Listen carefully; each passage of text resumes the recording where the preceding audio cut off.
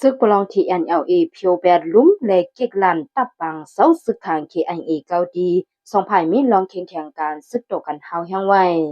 ว้เสซึกปลอง TNLA เขายึดซิมเอาลุ้มกับสันลงปองจึง KIO ดีเนอร์จีเว้งกุดขายจึงได้ปะทองยาว TNLA มีเจ็กจะเฮา KIA ถอนออกตับปังเซาแทง7 DCM กาซึก TNLA เขาซิมแปดตับปังเซา KIA เกาดีเส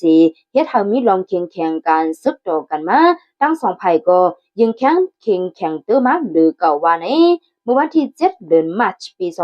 2025ย้ำหูคำนั้นซึกปลอง TNLA เขาเอาดังแหงซึกเตรียมทวนเสเขายึดซิมเอาลุ้มกับสาร KIO แลลุ้มจับเก็ดเคเจมึง GMA จีเจเว้งกุดไขซึกลงปองจึงเว้งกุดไขเสไว้เส TNLA เอาการ์ดต่อตังกวนซึก KIA เศร้าก็ออกเว้งกว่าแบดดีสู้คินจาอันมีเนเกนนำพักกาแลกุดขายนันยาวซึกดังสองภายและมีลองแข่งการซึกตกันมาหาวแหงในยาว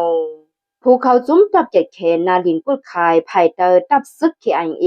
ลาดีสื่อข่าว KSSM ว่าจนกลางในเมื่อวานในไผ่ซึก TNLA มาลาเด็กจะเฮาลุ่มไผ่ปกป้องป้ายมังมี SMG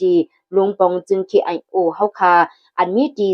38ลักมันเป็งลุ่มกับสันกวนเมือง MKM ตั้งตับปังเซาตับเหหนึ่งตับกอง8เฮาคาจะในค่ายดีอยู่ว่าในอ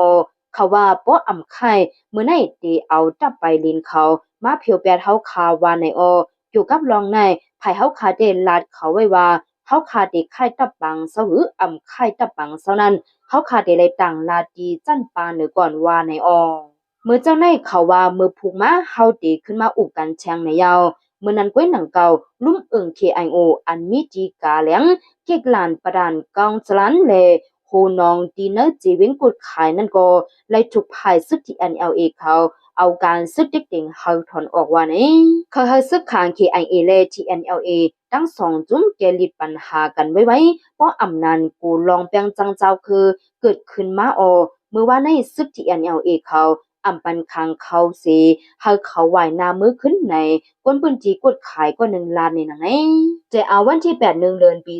2025นั้นมาต่อบ่ถึงวันที่13เดือนปี2025ในและจึงได้ปอดของนั้นลุ่มกับสารลงปองจึง KIO 1อันลุ่มเอิง2อันแลลุ่มเก็ดแข1อันผมจังหมดอ่ำย้อมเกาอองทีปักเซาไว้นึงจึงได้ปอดของนั้นเลยถูกญาซึกปลอง TNLA เขาเจอรายการศึกษาเด็กติ่งโปทูบกิ่งยับเอากวนซึก KIA กำพองกว่าขังไว้เป็นมาลองจึงในไล่หู้จอมตีจุ้งคนคว้าคาง KRGA อันปักเซาไว้นั่นจึงได้ปอดของนั้นเตรียมหมายไว้หนัง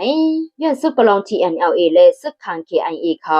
มีลองแข่งการซึกต่อกันดีเนอร์จีเว้งกดขายดังตึกสืบเป็นแข่งต่อกันไว้อยู่แลคนเมืองในพื้นที่อ่อนกันไม่เจอกูเป็นปังตึกเนยเกกางตับซึกอ้อยหลี2จุ้มในยาว